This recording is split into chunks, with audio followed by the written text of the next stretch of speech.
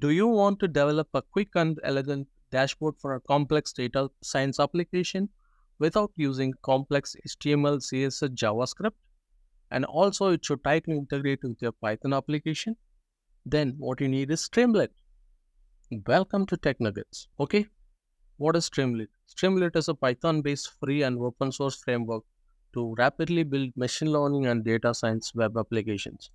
Simpler API and easy to use widgets makes Streamlit as a choice of framework for a data science applications.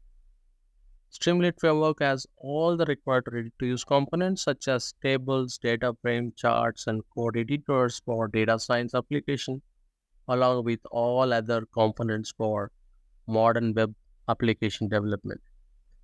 And also, apps are effortlessly deployed on cloud and shared with others instantly. For more details, visit https://streamlit.io.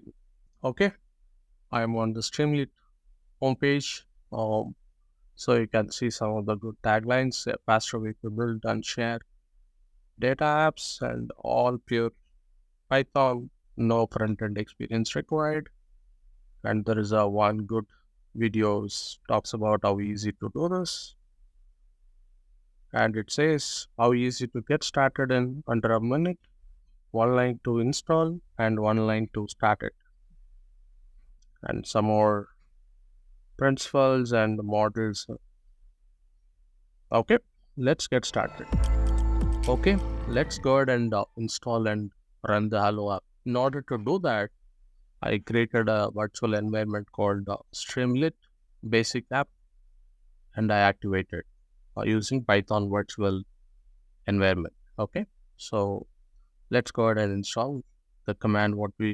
It is one command, that is pip install Streamlit.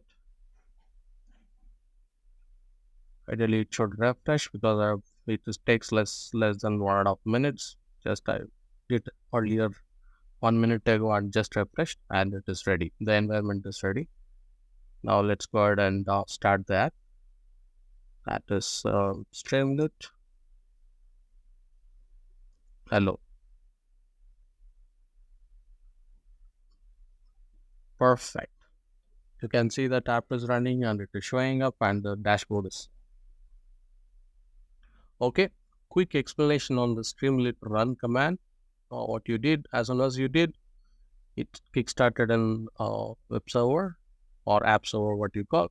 So it's listening on localhost 808501, and if it is on the network, local IP URL will be IP and 8501, and it is running. And this is what you see as a dashboard. Okay, and you can click each of this application. Basically, it will take to the documentation page of Streamlit, and you can find everything is clickable. Check out streamlit.io. Perfect. So you may be wondering, where does this application running? This application is a part of the default package of Streamlit. You are not written any code for this. Okay, let us go ahead and create our own basic application. In order to do that, I have created a new folder called SRC under my virtual environment, and under SRC folder I created a new file called MyStreamlit basicapp.py. Okay, let's go ahead and write very minimal line of code and check the application. So what do we need? First thing, import Streamlit as st, then st dot write. Okay, 2 3 3. Okay, what I'm saying is I'm writing this and take that it's basic Streamlit application. Code is ready. Let's go ahead and run this. Okay, so the way we run is Streamlit run and your application name. Perfect, it's running. Okay, what we did, we wrote a command called st.write. This is something like a markdown style because when you put hash with this, it's a header. equivalent of HTML header, and the background is taking operating systems theme. Many of the applications are difficult point is writing a theme of the application. It's quite easy. For example, if you want to change this to white, go to settings and change those, choose app theme. For example, it is say light, you're done. Okay. So let's go back to the dark one. Let's continue. For this basic app, let's go ahead and write a small form and collect user information and display it. Okay. So maybe upcoming videos will have more complex examples. We'll go ahead and write the form here and just save the time. I just pasted. So import. I've written this. Okay. So what we need one more is import date type. So what I'm trying to do here is user form.